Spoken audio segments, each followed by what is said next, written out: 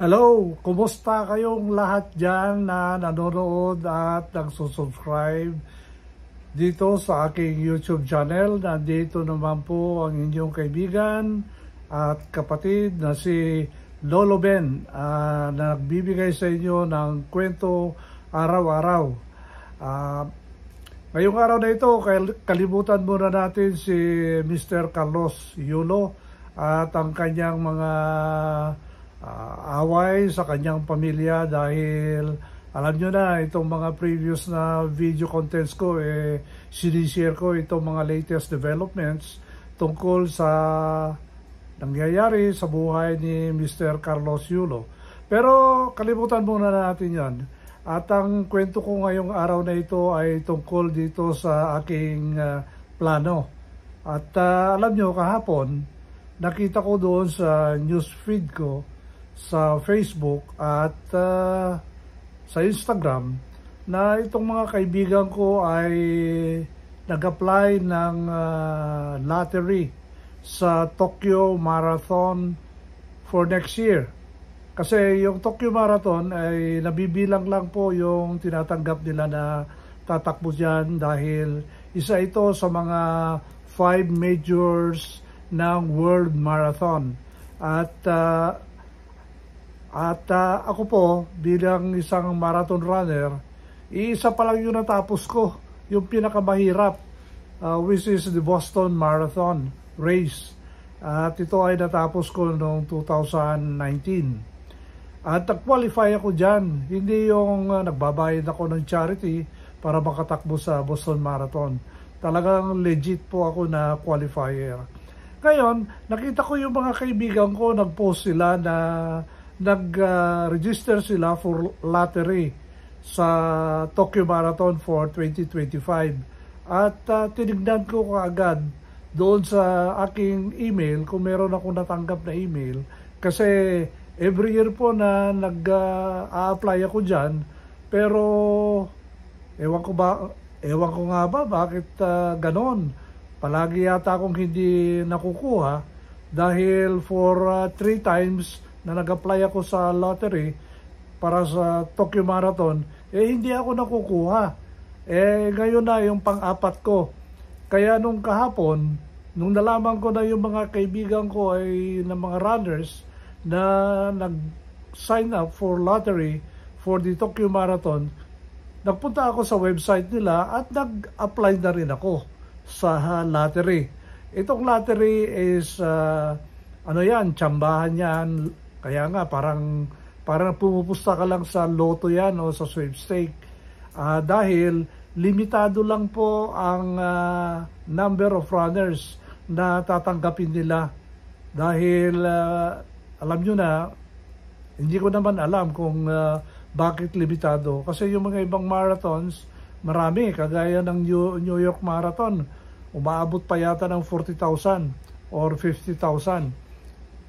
Dito sa Tokyo Marathon, talagang limited lang na 35,000 runners, including yung mga locals nila sa Japan at saka yung mga international runners. At yung mga international runners at saka lahat-lahat na, they go through the process of lottery. So palabunutan yan at for the past 3 years hindi ako nabubunot. Kaya susugal na naman tayo dito at ayan nga, nag-register ako at ako ay 72 years old na at sinabi ko doon kung ano yung expected time na matatapos ko. Nilagay ko doon 5 hours and 45 minutes. Pero actually, ang latest na marathon race ko ay yung LA Marathon noong last year. Balak ko sanang tatakbo ng LA Marathon ulit ditong year na ito. Pero kinulang ako sa training at medyo sumasakit na yung tuhod ko dito sa kaliwang paa ko. Kaya hindi ko naituloy yung training ko. At nag-training lang ako ng 2 months. Pagkatapos biglang sumakit. Ayun na, hindi ko na naituloy. At kaya for this year ng 2024, wala akong marathon race dahil nung ako'y nag 70 years old, prinamis ko sa sarili ko na at least one marathon race ang matatapos ko every year. And this marathon race should be in international marathon race. Kaya nga last year, pinili ko yung LA Marathon. Natapos ko naman, pero inabot ako ng 7 hours. Dahil kulang ako sa training nung panahon na yon.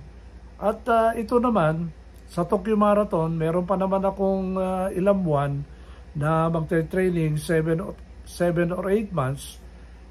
Palagay ko naman makakahabol ako at pwede kong matapos yung marathon race in less than 6 hours. Kasi po, very strict po yung Tokyo Marathon. Meron silang sinusunod na cut-off time at saka meron silang mga checkpoints. Pag hindi mo nalampasan yung checkpoint na yon sa designated number of hours, may pipick up sa iyo ng mga bus. So, ganun po ka-stricto. Ngayon, for the whole race, 7 hours po ang cut-off time ng Tokyo Marathon. Sa tingin ko naman, with the proper training at saka preparation, matatapos ko yung Tokyo Marathon in less than 6 hours. Kaya pagkatapos kong nag-register for the lottery, nag-exercise na ako. Sinimulan ko na mag-exercise at mag-stretching. At nilabas ko na yung dumbbells ko para magkaroon ako ng strengthening exercises. Dahil for almost 1 year, wala akong takbo.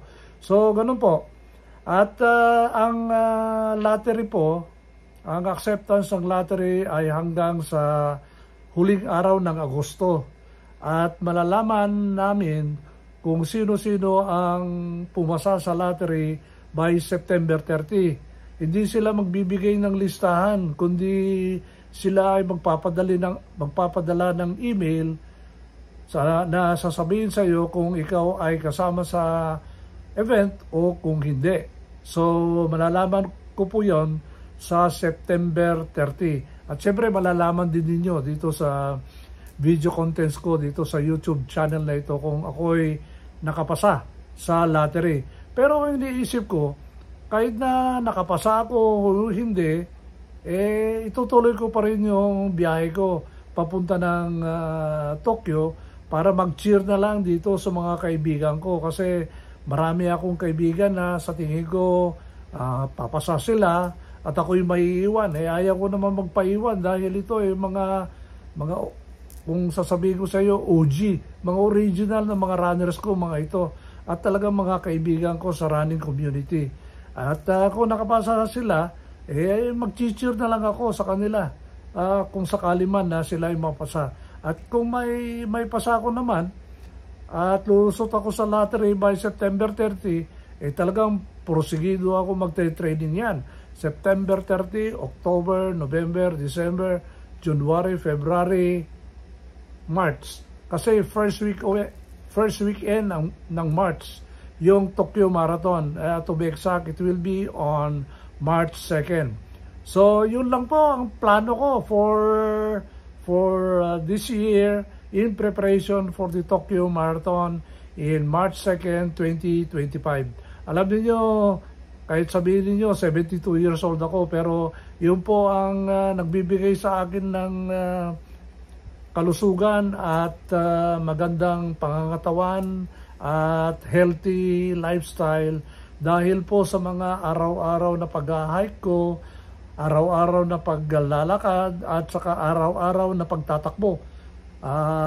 Kung hindi nyo lang alam, ang maintenance distance ko araw-araw ay 5 kilometers, whether it is by walking, hiking, or by alternate running, jogging, and walking. Basta makumpleto ko yung 5 kilometers a day, okay na ako yan. At papawisan ako. At syempre, gabi-gabi masarap ang tulog at masarap ang pagkain. So, ganun po. At of course, na-maintain ko yung weight ko. Ang weight ko kasi ngayon, 142 pounds. Pero pag peak ko ng aking marathon training, umaabot ako ng 136 pounds. Kaya you can just imagine na mababawasan ako ng 6 na pounds or sabihin na lang natin 3 kilos, mabigat din yun na dadalhin mo habang tumatakbo ka. At siyempre, pag mas lighter ka sa pagtatakbo, mas maganda yung time mo, mas mabilis mong matapos ang marathon race. So, yun po ang plano ko for next year. At siyempre, wala na akong problema sa visa pagpunta ng Japan dahil nakatanggap ako ng multi-entry visa sa Japan, good for 5 years. At least magagamit ko na ngayon yung aking visa kahit na hindi ako makakapasa sa lottery ng Tokyo Marathon. At kung mapasa natin, good, swerte tayo. After 3 years or 3 attempts, ito na po yung pang-apat ko. So, yun lang po ang balita ko sa inyong kwento sa inyong lahat sa araw na ito, at sana nagustuhan nyo at sana ma-inspire din kayo na mag-exercise kasi ako matanda na ako, 72 years old, at gusto ko every year tumatakbo ako ng marathon race. Ang marathon race po ay 42 kilometers or 26.2 miles na tatapusin mo in 7 hours. So, lakad, takbo, matatapos mo yan. So, yun lang po ang ating kwento. Sana ma-inspire kayo na mag-exercise, na simulan na rin ang maglakad-lakad at tumakbo para malay ninyo, makakatapos din kayo ng mga 5K race or 10K race. Kahit na ilan ang taon nyo, basta importante matapos nyo yung event. At ito po ay maganda sa katawan, na papalakas yung circulation, napapalakas yung paghinga natin, at syempre maganda yung mental wellness natin dahil tayo ay na-exercise at lumalabas yung stress natin. So yun lang po ang kwento ko ngayong gabi na ito. Salamat po sa inyong pakikinig at panunood sa video na ito. Sa mga aking mga bagong subscribers, salamat din. At syempre, kung ayaw nyo mag-exercise, ang gusto nyo puro chismis, ay hindi ko kayo makokontrol dyan. Wala na muna akong mga i-repost na mga nangyayari sa mga sikat na tao dito sa video content ko. Ito ay tungkol sa aking kwento araw-araw, at syempre ito ay nag-concentrate sa wellness, good health, and stress-free and simple life. Salamat po at magandang gabi sa inyong lahat. Bye!